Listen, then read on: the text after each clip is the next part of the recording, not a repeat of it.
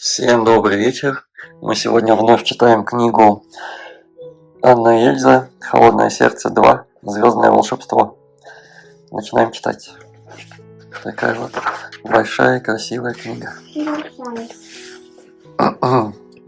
Снежный заяц. Снежный заяц приносит удачу. Наконец-то малютка Эльза отправилась отдыхать с родителями. Впереди девочку ждали волшебные летние каникулы. Она знала, что и на каникулах ей придется учиться чему, как стать достойной и справедливой королевой. Ох, и непростая эта работа. Как и каждое лето, правители Эренделла покинули королевский замок, а через положенное время прибыли в маленький домик среди лесных зарослей, чтобы самим отдохнуть от долгого странствия и дать выспаться слугам. В комнате девочек ожидал целый сундук игрушек. Анна пришла в восторг, и Эльза тоже искренне радовалась. Впрочем, немного по другому поводу. В лесу, вдали от столицы и любопытных глаз, ей не придется скрывать свою магию. Разложив вещи, семья во главе с королем Агнааром отправилась на прогулку, чтобы заново познакомиться с окрестностями. «Наступать на землю запрещается», — объявила Эльза. И вместо скучной размеренной ходьбы сестры, а за ними их родители, принялись перепрыгивать с камня на камень, с корня на корень. Ах, как им было весело! А потом Эльза решила немного изменить правила. Что если затянуть землю тонким слоем льда, станет намного веселее. Так нечестно, надулась Анна, но Анна была девчушка отходчивая, и она сразу заскользила по льду, как на коньках, хохоча и размахивая руками. Что же дальше? Можно немного промочить ножки во фьорде. Кристально чистая вода пока не прогрелась, но Эльза холода не чувствовала. Принцесса с удовольствием пошлепала по ней босиком и охотно залезла бы и глубже, если бы папа-король ее не поймал. Сестры немного поиграли у берега в прозрачной воде. Им видны были маленькие рыбки. На следующее утро Анна разбудила старшую сестру словами: «Нам нужно построить форт, крепость».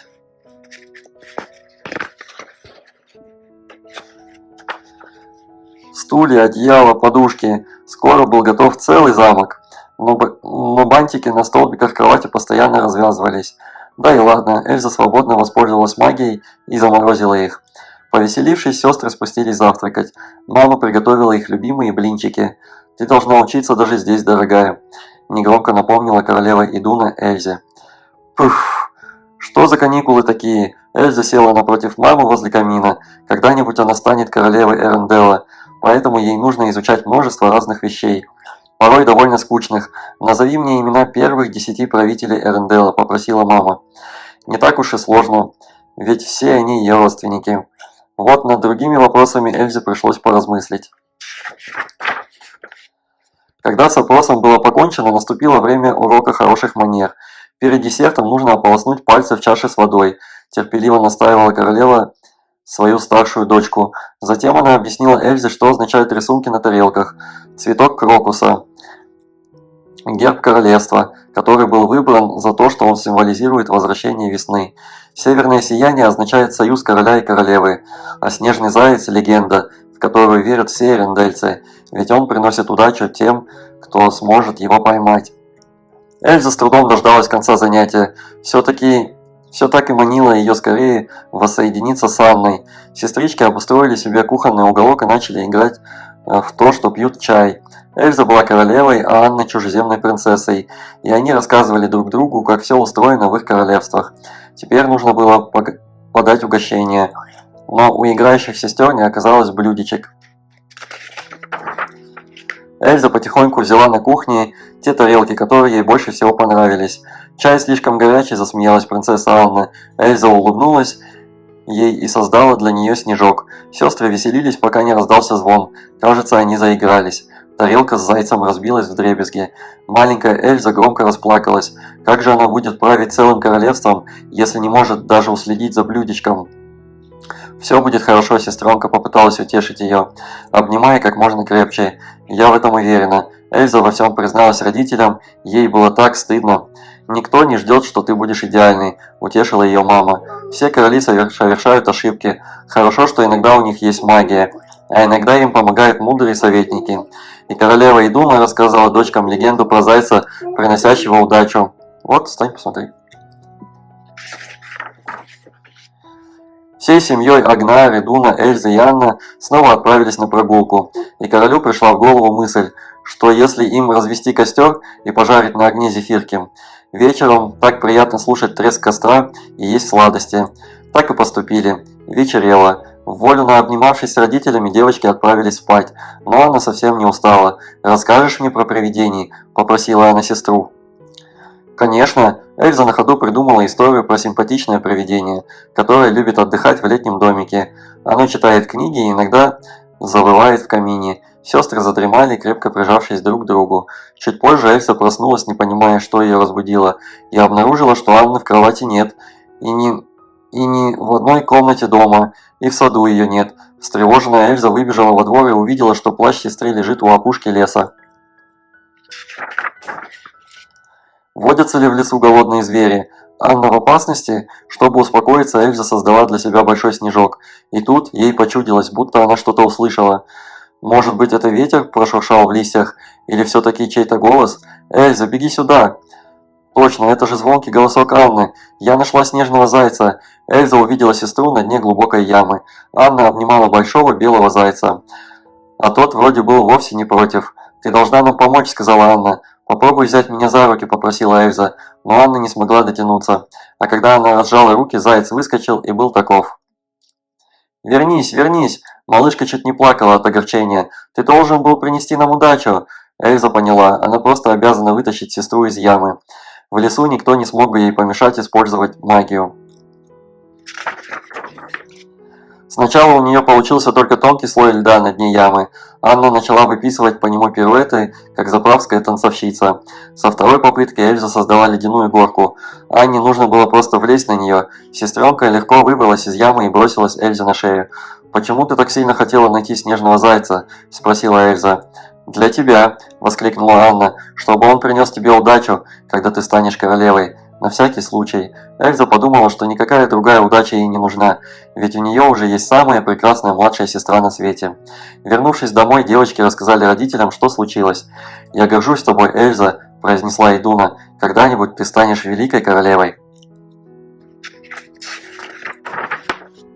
Когда Эльза поднялась в спальню, она так и застыла на пороге. Анна сидела, а на коленях у нее спал белый заяц. «Тихо, не разбуди его», – прошептала Анна. Он сам вернулся. Сестры провели лучшее лето в жизни. Снежный заяц принес им удачу и потом. Но это уже совсем другая история. «Напиши мне письмо. Чем заняться, если родители уехали в далекое путешествие?» Именно этот вопрос задала себе утром малышка Анна. Она взяла простыню и накинула ее на плечи, и представила, что танцует в великолепном бальном платье. «Приятно познакомиться с вами, прекрасная принцесса», и сделала реверанс своему отражению. Анна торопливо постучала в дверь комнаты сестры. «Выходи поиграть со мной», – с надеждой в голосе уговаривала малышка. «Посмотришь, какое у меня теперь красивое платье». Но Эльза даже не открыла. Анна с грустью задумалась. Почему сестра больше не хочет ее видеть? Малышка чувствовала себя такой одинокой. Повздыхав, она решила спуститься на кухню, где трудилась добрая Олина. Повариха заохала и заахала, с восхищением разглядывая новый наряд Анны. «Поиграешь со мной?» – требовательно спросила девочка. «Попозже, милая, сначала мне нужно сварить суп», – ответила Олина. И вдруг Анна услышала шум колес. На карете во двор замка въехал почтальон Никка. Анна была так рада его видеть, она с готовностью бросилась помогать. Никка доставил посылку для Герды и еще одну для садовника Андерса. Там луковицы тюльпанов. На следующий день Ника привез пачку конвертов, да только ветер разнес их по всему помещению. Анна собирала их, ловя каждый бумажный прямоугольник, украшенный затейливой печатью. «Это письма твоим родителям», — объяснил ей Нико. «Им пишут их друзья, другие короли и королевы». «Письма? Интересно. Может быть, когда-нибудь Анна тоже кому-нибудь напишет? А почему бы и нет?» Маленькая принцесса решила написать письмо прямо сегодня. Но тут возникла маленькая проблема. Внезапно оказалось, для того, чтобы написать письмо, нужно сначала придумать, о чем писать. В поиске идей Анна решила прогуляться в саду. Она принялась бродить по дорожкам, рассматривая цветы, и вдруг заметила что-то между деревьев. Мышь? Птичку? А может быть, ужасное чудище? Но оказалось, что это всего лишь белочка. «Ой, какая ты милая!» – восхищенно воскликнула Анна. Ей очень хотелось погладить зверюшку, но белка только распушила свой пышный хвост, внимательно посмотрела на девочку и исчезла в ветвях. Что ж, зато теперь Анне есть о чем написать в письме. Осталось найти друга или подругу, которым можно было бы отправить сочинение. Анна задумалась, неужели она не могла вспомнить ни одного такого друга, и тогда она решила его придумать. Это будет хорошая девочка. Как бы назвать эту воображаемую подругу? Может быть, Луиза? Алина помогла Анне запечатать конверт королевской печатью. Адрес девочка тоже придумала сама. Прекрасно, осталось только вручить письмо Никко. «Смотри, у меня есть письмо!» Еще издали закричала она ему, подпрыгивая от нетерпения. «Доставишь его? Пожалуйста!» И снова вышла поиграть в сад. А вон и знакомый бельчонок прыгнул с ветки на ветку, только хвост мелькнул. Анна подобрала юбки и тоже полезла наверх, но хитрый зверек спрятался от нее в листве. На следующее утро Анна решила его специально поискать. В кустах она нашла горку сосновых игл, наверное, это его гнездышко. Анна придумала сплести для него венок из одуванчиков. Бельчонок должен был понять, что это подарок друга. Но несмотря на все попытки Анны подружиться, бельчонка больше не появилась. Зато приехал Никко и улыбнулся ей с таинственным видом. «У меня кое-что для тебя», – сообщил он маленькой принцессе. Анна замерла и даже не сразу смогла поверить своим глазам. Настоящее письмо для нее, от Луизы. В ответ она написала новой подруге длинное письмо про продолжение приключений Сорена. Так она решила назвать своего друга Бельчонка. На следующий день Анна с нетерпением выглядывала в окно, ожидая тележку почтальона, и была несказанно рада, когда он привез ей новое письмо. Ответ! Ура!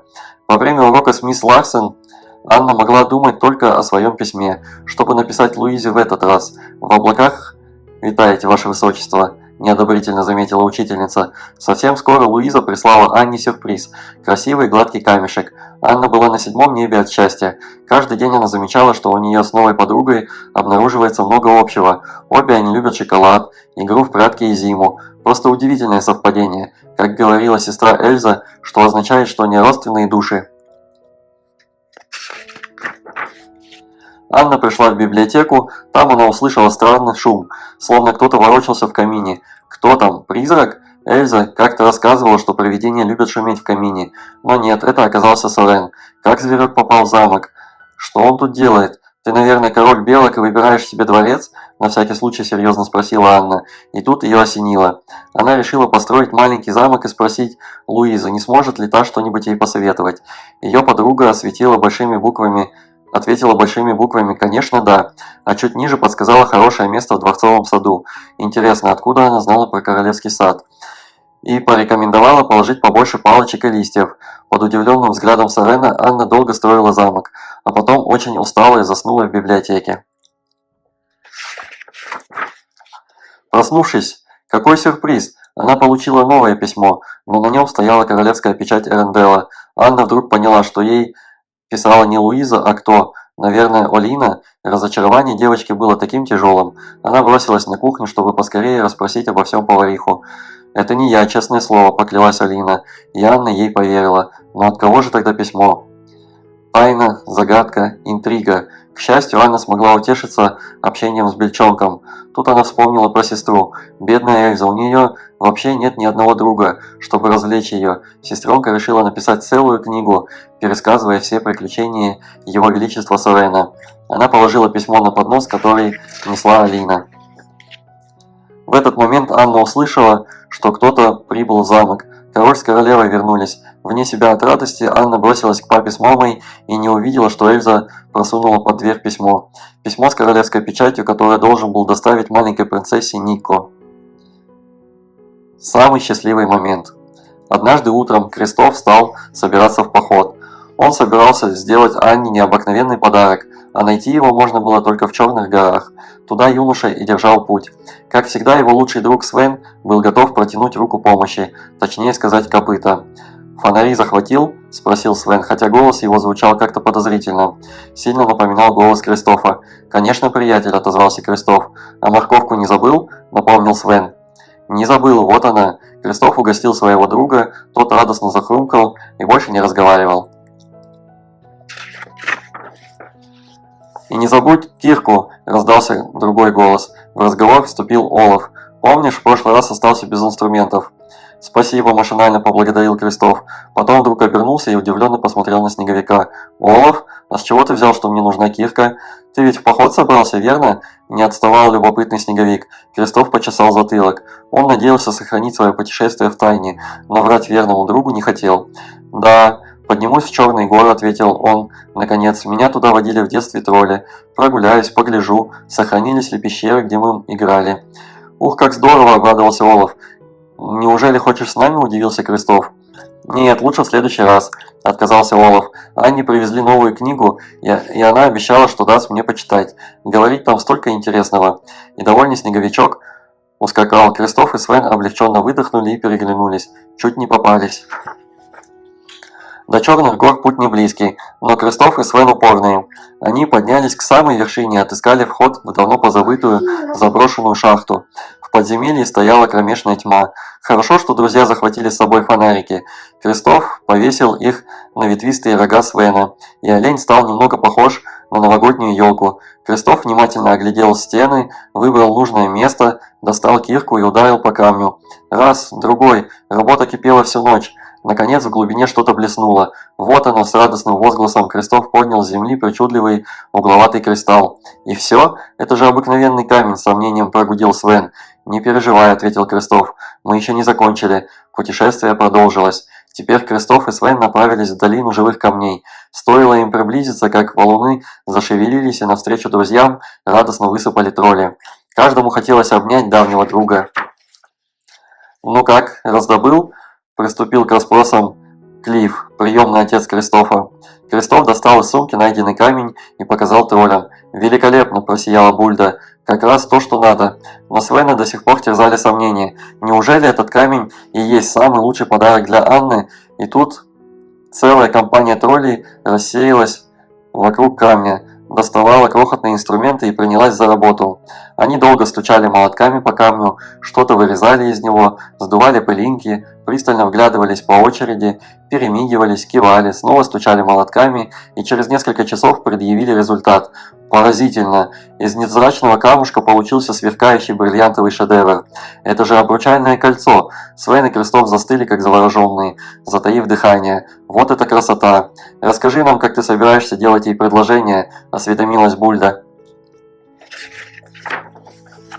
Крестов уже давно размышлял над этим, и ответ у него был готов. Он взял кольцо и обернулся к Свену. Олень кокетливо затрепетал ресницами. Ему казалось, что он вполне правдоподобно изображает Анну. «Когда наступит время, — пояснил Крестов, — я загляну ей прямо в глаза и скажу. Когда наступит время, тогда и придумай, что сказать». Бульда со вздохом обернулась к Клиффу. «Ну, весь тебя, сразу видно, чей сын». Бульда ответила Крестов. Бульда отвела Крестова в сторонку и шепотом на ушко дала парочку-другую разумных советов о том, как на самом деле надо предлагать руку и сердце. «Главное, выбери подходящий момент», – настаивала она. «Но откуда же мне знать, когда он наступит, этот самый подходящий момент?» – недоумевал Крестов. «Когда наступит, тогда и поймешь», – ответила мудрая Бульда. Вернувшись в Арендел, Крестов сразу же составил список важных дел, которые надо заранее выполнить, чтобы предложение прошло без сучка, без задоринки, и было наверняка принято.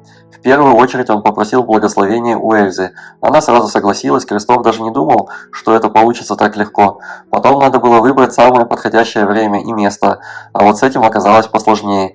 Крестов пробовал снова и снова, но всякий раз терпел неудачу. Да, предлагать девушку руку и сердце – дело очень непростое.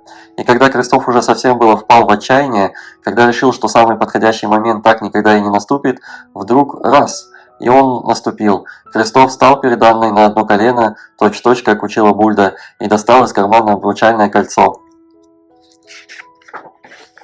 «Анна», – заговорил он, – «ты самая чудесная девушка на свете. Я люблю тебя всем сердцем. Выйдешь за меня замуж?» По щекам Анны заструились слезы радости, и она воскликнула: «Да!». Крестов подхватил Анну на руки и радостно закружил. А ведь Бульда была права, подумалось ему. Когда настал самый подходящий момент, он сразу это понял. А еще понял, что больше всего на свете ему хочется всегда быть рядом с Анной и не расставаться с ней ни на минуту. Парадный костюм. Королевство Эрендел бурлило радостным волнением. Анна, взойдя на трон, решила увековечить в камне своих родителей, короля Рагнара и королеву Идуну. Завтра состоится скромная, но очень радостная церемония открытия нового памятника. Для торжественного события и наряд должен быть под стать. Торжественный. Крестов, жених Анны, и Свен, лучший друг Кристофа, взяли рулоны тончайшей ткани и понесли королевской портнихе. Она сошьет Анне новое платье. Снеговичок Олаф, любимец всего королевства, вызвался помочь друзьям. Он положил к себе в корзинку красные ленты и возглавил процессию.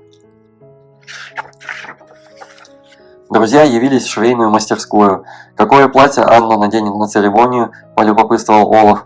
«Такое, которое достойно королевы, чтобы все сразу поняли, она новая властительница Эрендела», – ответила портниха, «и которая подчеркнет, насколько важна для королевы церемония открытия нового памятника», – добавил Крестов. Свен поддел на рога большое полотнище ткани и переглянулся с Олафом. «Свен, ну ты прям мысли мои читаешь!» – радостно воскликнул Снеговик. «Я как раз хотел сказать то же самое. Крестов, мы тоже должны одеться понаряднее, чтобы показать Анне, как высоко мы ее ценим». Королевская портниха казалась озадаченной. Она легко могла бы придумать праздничный костюм для Кристофа, но ей никак не доводилось одевать ни снеговиков, ни оленей. Свен хмыкнул. «Ну-ка, ну-ка!» – Олаф присмотрелся к пестрому свитеру, в котором щеголял закройщик, помогавший портнихе. «Свен, ты гений! Нам с тобой срочно надо в лавку бродяги Оккена. Там мы наверняка найдем то, что нужно». Крестов глядел на них, не веря своим глазам. «Ты что, понимаешь его? Понимаешь Свена? А как же?» – пожал плечами Олаф. «Ничего тут сложного, только акцент иногда бывает неразборчивый. Встретимся на городской площади», – помахал рукой Олаф и вместе со Свеном отправился в гости к Оккену. Лавка и сауна бродяги Оккена стояла высоко в горах. Хозяин, улыбчивый здоровяк, радостно встретил гостей. «Хо-хо, сегодня большая распродажа. За каждую покупку бесплатное посещение сауны. Хорошее предложение», – покивал Олаф. «Но мы пришли не за этим. Нам нужны парадные костюмы для важного события. Какая в этом сезоне мода? Что должны носить приличные олени и снеговики?»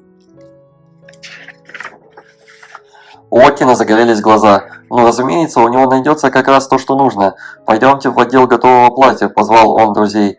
«Почти все, что там есть, я придумал и сшил сам». И Оккен выдал друзьям то, что, по его мнению, превратит их в настоящих щеголей. Олаф обулся в нарядные сапожки с загнутыми носами, а Свен водрузил между рогами теплую меховую шапку. Очень довольные Олаф и Свен поблагодарили Оккена и поспешили на городскую площадь.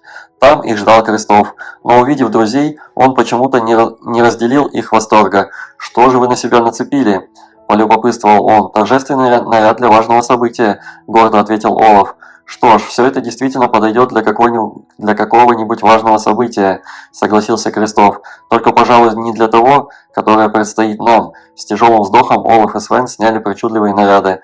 Олаф сильно встревожился. До церемонии осталось совсем мало времени, а он так и не придумал, во что одеться. В этот миг на улице появился генерал Митиас со своей подругой Халимой. «Свен, я придумал!» – скричал Олаф. «Людям очень нравятся парадные мундиры. А давайте спросим совета у Маттиаса», – предложил Крестов. Так они и сделали. «Посоветуйте, что нам надеть для торжественной церемонии?» – обратился к генералу Олаф. Маттиас потер подбородок. «Кажется, я знаю человека, который сумеет вам помочь». Они распрощались с Халимой, и Маттиас отвел Свена с Олафом к своему другу Карлу. Тот был портным и шил одежду точь-в-точь, как придворная мастерица Анны. «Я уверен, Карл сумеет подобрать вам то, что нужно», — сказал Маттиас. Сначала Карл занялся Свеном. «Тебе мы сошьем нарядный галстук», – решил портной и огляделся, подбирая нужную материю. «Ага, вот это как раз подойдет». Он сорвался к шторе фиолетово-зеленую полоску и накинул оленю на шею. «Замечательно, отлично гармонирует с цветом твоих глаз, Свен, но горячо рекомендую побриться». Через несколько минут галстук-бабочка был готов. Олень горделиво погляделся в зеркало. «Да, Свен, ты совершенно прав», – поддакнул Олаф. «А что он сказал?» – не понял Маттиас. «Он потерял дар речи», – пояснил Снеговичок. Потом настал черед Олафа. Из остатков штор Карл соорудил ему изящные панталончики. Потом портной снял подушку с табуретки и превратил ее в жилетик с галстуком. Идеальное сочетание. «Матиас», — шепнул Кристофу, — «как хорошо, что мне положено каждый день ходить в этом мундире». Наконец Карл закончил работу. Костюмы получились просто загляденье. Друзья были готовы к торжественной церемонии. Вечером весь город собрался смотреть на открытие статуи. Анна увидела принаряженных друзей и пришла в восторг. «Мальчики, вы оделись так торжественно, чтобы порадовать меня?» – польщенно спросила королева. Свен гордо фыркнул. «Это все Свен придумал», – сообщил Снеговик. Анна была тронута. Сколько хлопот пришлось пережить ее друзьям ради праздника. Но под конец церемонии Олафу пришла в голову замечательная мысль. Не так уж важно, во что ты одет. Главное, ради чего ты старался и наряжался. «Знаешь, Крестов, поделился с другом Снеговик, — пора мне изменить свой облик». «Что ж», — протянул Крестов, — «все на свете когда-нибудь меняется. Мы непрерывно растем и...» «Да нет», — отмахнулся Олаф, — «дело не в этом, просто я хочу переодеться». И он с облегчением скинул свой праздничный костюм. «Да чего же тесная эта одежда, и как вы ее все время носите?» Краски полярной ночи. Эльза, Снежная Королева, приехала погостить к своей сестре Анне. Королева Эренделла зимой в самое волшебное время года хочется быть рядом с близкими и родными людьми. Сестры встретились на причале. Эльза приехала на волшебном водяном коне Ноке. Заговорили одновременно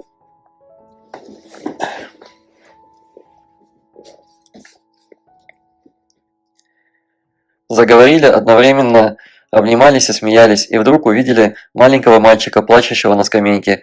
«Как тебя зовут?» – спросила Анна, опускаясь рядом с ним на корточки. «Эйрик», – ответил он. «Почему ты такой грустный?» – с улыбкой спросила Эльза. Мальчик горько вздохнул. «Я потерял Оскара, моего плюшевого лисенка. И не могу без него уснуть», – сказал Эйрик. «А еще я слышал, что приближаются страшные полярные ночи. Его отец, торговец из Южного Королевства, объяснил ему, что в полярную ночь темно целую неделю, а Эрик боится темноты, и особенно без Оскара». Анна попыталась его успокоить. Совершенно нечего бояться. В этот момент подошел торговец и нежно положил руку на плечо Эрика. «Прости, сынок, но я не могу искать Оскара прямо сейчас.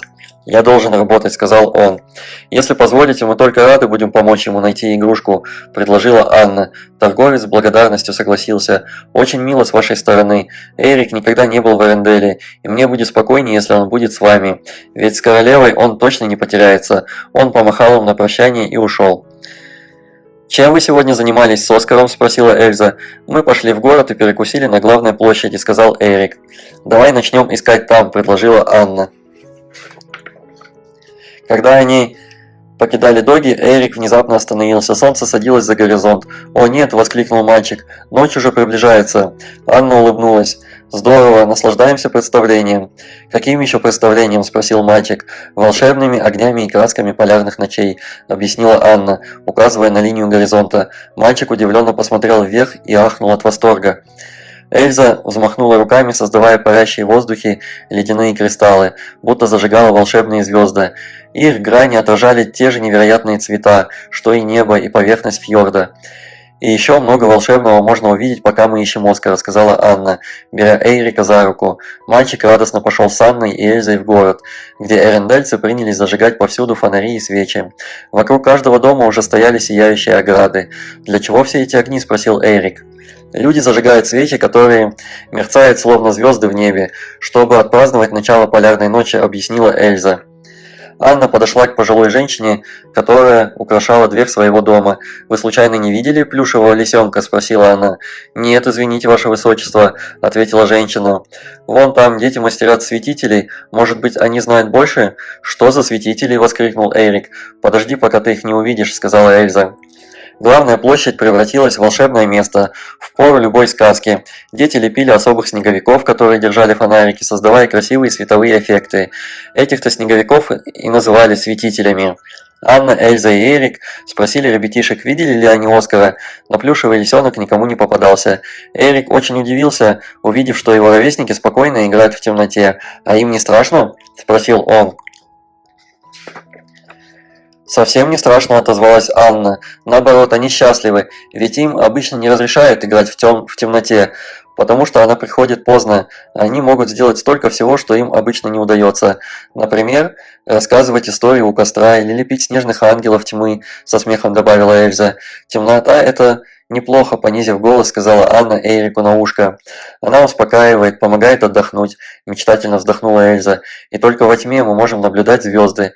Знаешь, лучший способ смотреть на звездное небо. Анна лукаво взглянула на Эрика и опустилась на снег. Эрик лег рядом с ней и уставился вверх. «Ух ты, в жизни не видел столько звезд!» Мальчик долго молчал, не мигая, глядя в темные небеса, а потом указал на ленту звездной пыли в небе. Что это за гигантское пятно? Древние греки называли его Млечный Путь, то есть молочный, потому что он похож на молоко, разлитое по небу, объяснила Анна.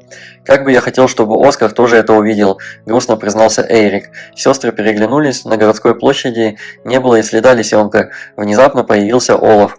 «Вот вы где!» – вскричал он, подбегая к Анне и Эльзе. «Говорящий снеговик?» – изумленно воскликнул Эрик. Снеговик захихикал и обнял нового маленького друга.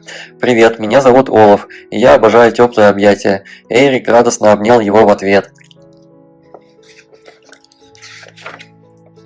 Олаф продолжил болтать. «Крестов говорит, что сегодня подходящая ночь, чтобы увидеть северное сияние». «Северное сияние?» – переспросил Эрик. «А что это?» «Северное сияние – это таинственные огни, которые окрашивают ночное небо. Они часть волшебства полярных ночей», – объяснила Эльза. Анна просияла счастливой улыбкой и подхватила. «Согласно легенде, они появляются, когда заколдованная лиса пробегает по заснеженным горам и посылает в небо волшебные искры. Это наверняка Оскар!» – воскликнул Эрик, думая о своем плюшевом друге. «Пожалуйста, поторопитесь, пойдем смотреть северное сияние, ведь я никогда не видел, какие краски у полярной ночи». Позвали Кристофа и Свена, и все им рассказали. Кристоф и Свен были рады познакомиться с маленьким Эриком. Их не понадобилось долго уговаривать собираться в путь. Юноша и его верный Свен Олень отвезли друзей в горы, где лучше было видно северное сияние. Эрик еще в дороге пришел в неописуемый восторг, потому что он раньше видел таких оленей, как Свен, только на картинках, в красивых книжках, и уж тем более ему не приходилось кататься по снегу на санях. Когда они приехали на верхушку холма, произошло нечто волшебное. Внезапно в ночном небе затанцевали желтые, зеленые и красные огни. Это было потрясающее и незабываемое зрелище. «Вот они, причудливые морозные краски, ярче которых природа создать не может», – шептала Анна, а Эльза тихонько посмеивалась про себя. «Природа-то, скорее всего, и не может, а вот Снежная Королева...»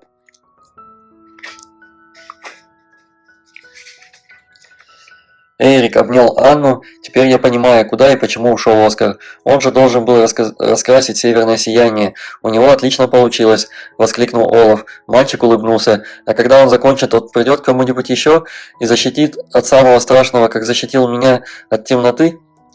«Друзья всегда освещают наши сердца и помогают нам избавиться от страхов, где бы они ни были», – сказала Анна. Она крепко обняла мальчика в ответ. Эрик уснул в санях, когда они ехали обратно к Эренделу. Он больше не боялся темноты, так как знал, что его окружает любовь друзей, и снилось малышу, что улыбчивая девочка, чем-то похожая на Анну, прижимается щекой к пушистому лисьему боку. Вот мы и прочитали все истории. Ставьте лайки, подписывайтесь. Пока-пока. Добро пожаловать в королевство Эрендел, где живут отважные люди и сказочные существа. Спешите навстречу новым приключениям. Вы узнаете, как Крестов со Свеном отправились добывать алмаз для обручального кольца Анны, и как тролли ковали уникальную драгоценность. Вы взглянете в портняжную мастерскую и увидите, какие костюмы для торжества достались мужчинам королевства и снеговику Олафу. Вы не растеряетесь, если пропала любимая игрушка. Анна и Эльза помогут все наладить. Кто-то творит ледяное волшебство, кто-то по велению сердца совершает добрые дела. Запечатлейте в памяти момент чуда на фоне северного сияния в разговор полярной ночи. Книги серии «Веселые истории» – самое счастливое времяпрепровождение для всей семьи. Пока-пока.